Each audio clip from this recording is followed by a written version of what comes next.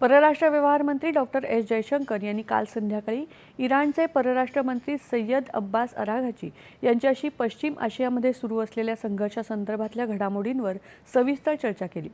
Araghchi यांनी भारताच्या संपर्कात राहण्यास सहमती दिल्याचं जयशंकर यांनी समाज माध्यमावरच्या संदेशामध्ये म्हटलंय।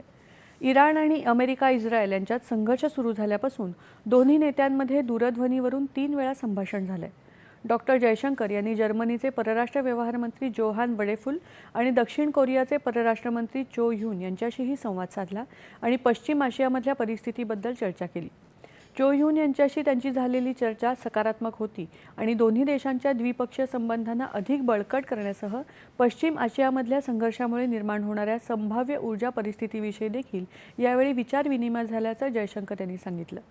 दोन्ही देशांमधले धोरणात्मक आर्थिक बंध वृद्धिंगत करण्यासाठी दक्षिण कोरिया उत्सुक असल्याचंही ते यावेळी म्हणाले। होर्मुझची सामुद्र